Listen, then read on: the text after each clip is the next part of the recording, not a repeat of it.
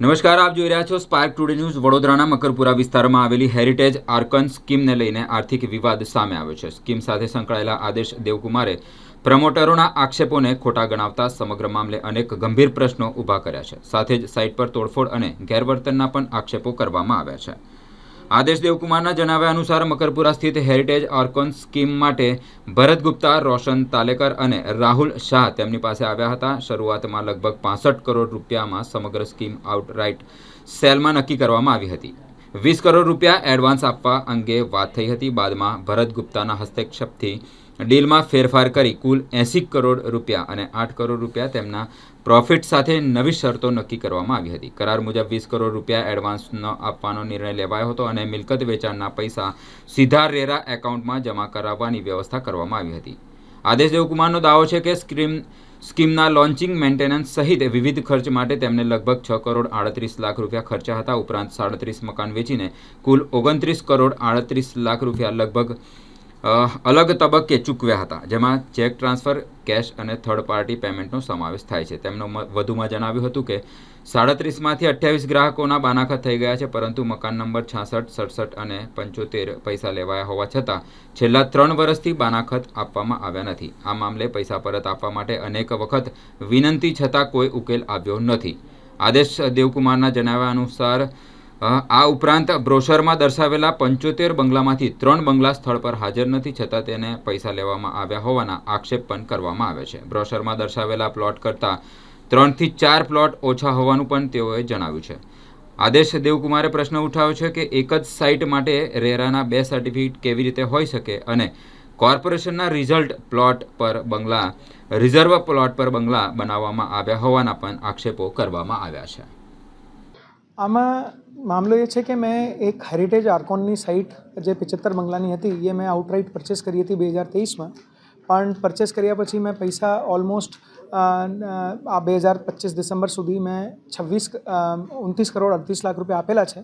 આમાં મેં લગભગ માર્કેટિંગમાં પણ 6 કરોડ 38 લાખ આપેલા છે અને આ જે સ્કીમ હતી આમાં 75 બંગલા હતા, પણ ખબર પડી છે કે આ ટ્રસ્ટની જગ્યા હતી અને આમાં કશું જ 4 યા 5 બંગલા એવું છે કે જે રજા ચિઠ્ઠી અને રેરામાં બતાવેલા નથી અને એ આ લોકોને વેચેલા છે।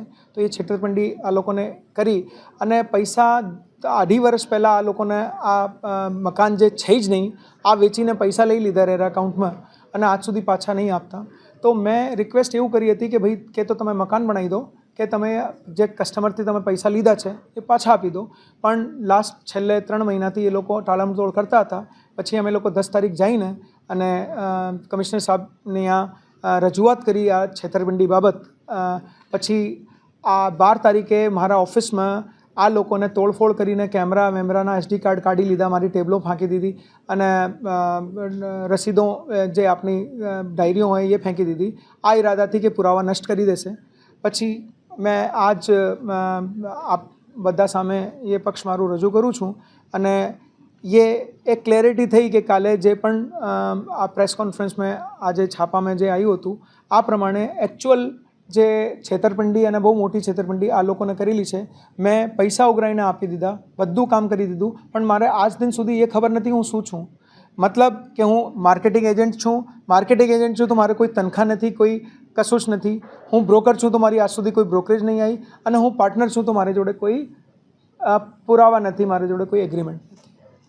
કઈ રીતે કામ કરશો આગળ? કારણ કે હવે મારે તંત્ર ઉપર પૂરો વિશ્વાસ છે કે મેં 29 તારીખે બધા જે ઓનર્સ છે આની એક મીટિંગ ગોઠવી છે અને આમાં અમે લોકો બધા કાગળિયા રજૂઆત કરીને અને સરકારશ્રી પાસે કે કમિશનર સાહેબ પાસે કે કલેક્ટર સાહેબ પાસે જઈએ, બધા 35 લોકો ભેગા થઈને, અને જે પ્રમાણે આનું કામ ચાલે છે અમે લાગતું નથી કે 1.5 વર્ષ કે બીજા 1.5 વર્ષ એ મકાન આપી શકે।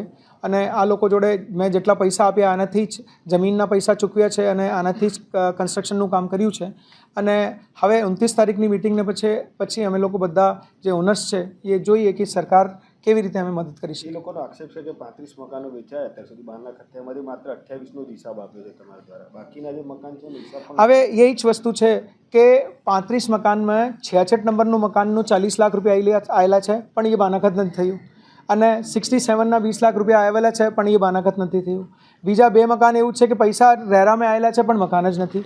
તો આના એ તો પૂરી કોન્ટ્રાડિક્ટરી થઈ ગઈ કે ભાઈ તમે પોતે નહીં કર્યા, તમે 28 કરી દીધા પણ બીજા 7 કેમ નહીં કર્યા? તમારા પૈસા તો રેરામાં જ છે તો તમે કેમ નહીં કર્યા? ટ્રસ્ટની જમીન છે, બે રેરા થયા. હા, એ એક વસ્તુ છે કે ભાઈ જો જે કાયદેસર ની પણ મિલીભગત અથવા તો રેરાની મિલીભગત લાગે છે, બિલકુલ આ શક્યતા છે.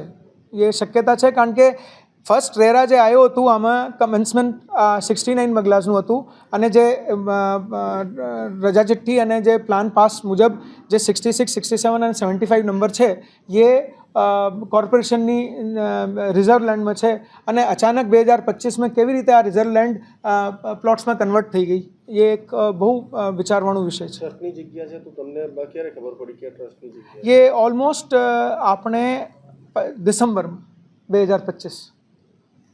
રેરાનું મુખ્યત્વે તમારા સાઈડ ઉપર કામ કોણ કરતું હતું? રેરા માટેનું ये બધું રાહુલ શાહ સંભાળતો હતું અને ભરત ગુપ્તા એક ઇન્ફ્લુએન્સર માણસ છે. તો આના કોર્પોરેશનમાં બધું આ લોકોની સરસ બહુ ઊંચા મથકના લોકો છે તો એ કેવી રીતે કોઈ પણ રીતે કામ કરાવી શકે છે પણ એ બધું રાહુલ શાહ જોતું હતું. કંઈ પણ ડોક્યુમેન્ટ લાવવું હોય ગવર્મેન્ટ પાસેથી એમાં સાઇન કોની જતી હતી? 3 માણસો છે. એક મેન તો ફર્સ્ટ માણસ જે છે રોશન તાલેકર છે અને બીજું અમુક જગ્યા ભરતભાઈના ઓથોરાઇઝડ નામ આનું છે કલ્પેશ ઝાલા. આ બંનેની સાઈ મહત્વ દસ્તાવેજમાં એટલે રેરા માટે કોની મહત્વની હતી?